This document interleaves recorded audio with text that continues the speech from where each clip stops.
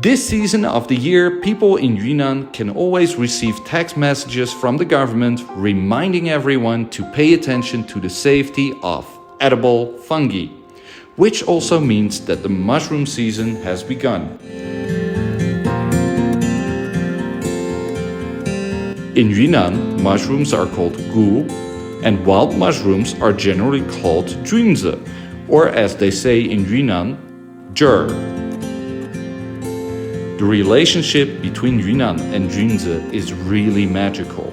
I have every reason to suspect that junzi has been entangled with the DNA of the people in Yunnan. It is really hard to describe. In fact, people all over China know that people in Yunnan love to eat mushrooms.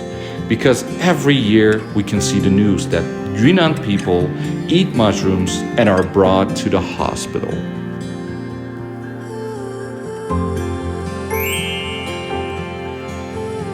There are many examples of toxins in the Chinese diet, such as pufferfish, green beans, and wild mushrooms.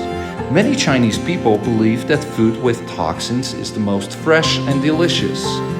Therefore, in order to pursue this delicious taste, Yunnan people know that the fungus is poisonous, but they still have no hesitation. It will slowly change color after being cut. It must be poisonous, but I want to challenge it. Now I probably understand the thinking of Yunnan people. 你看一下这个样子，这个肯定有毒，所以今天我还是要试一试，我要吃，但是其实我有点害怕。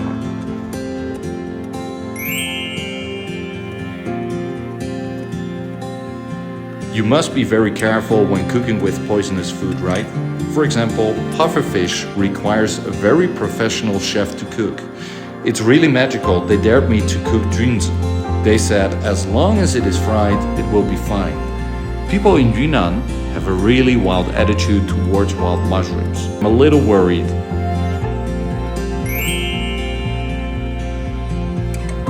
People in Yunnan never complain about fungus poisoning after eating fungus.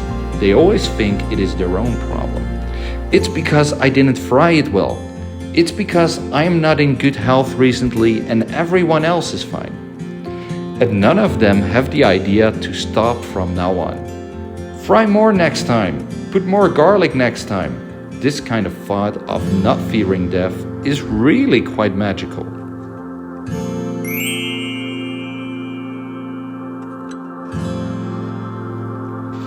I suspect that hospitals in Yunnan have special methods to deal with wild fungus poisoning. There was a man from Guangzhou who flew back to Guangzhou after eating wild mushrooms in Yunnan and was poisoned.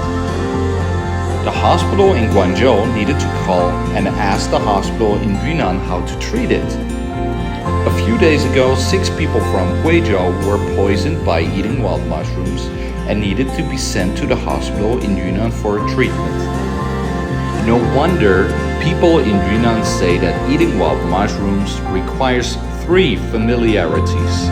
Familiarity with the types of mushrooms, familiarity with the cooking methods, and familiarity with the way of the hospital with their magical cures. So I remind you that it is safer to eat wild mushrooms in Yunnan.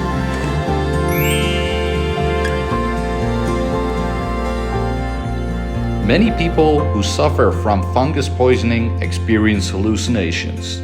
And the odd thing is that they almost always see the same 2 things: floating sticks and pixies. I even began to wonder whether the Belgian cartoonist had a poisoning experience when he created the Smurfs. And what is really interesting is that people who ate different wild fungi still have the same hallucinations after poisoning: floating sticks and pixies. I believe this is a very strange scientific phenomenon, but maybe it's a bit risky to solve this mystery. 那我们来试一试吃一下这个菌子，看起来还是有点毒。好，希望下一个视频不是在医院里面。很软，其实很好吃。Later. I found that many people who ate junzi for the second day in a row heated up their junzi in the microwave and then they got poisoned. So everyone, think twice when you plan to heat up the junzi in the microwave.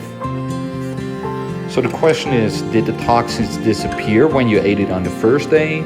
Or did the toxins increase in the microwave while you were heating it up? Let's just forget about it. It's a matter between the Yunnan people and the junzi. It's a bit too magical for me. But let's learn from the Yunnan people. Don't think so much, just eat it. 是不是越毒越好吃？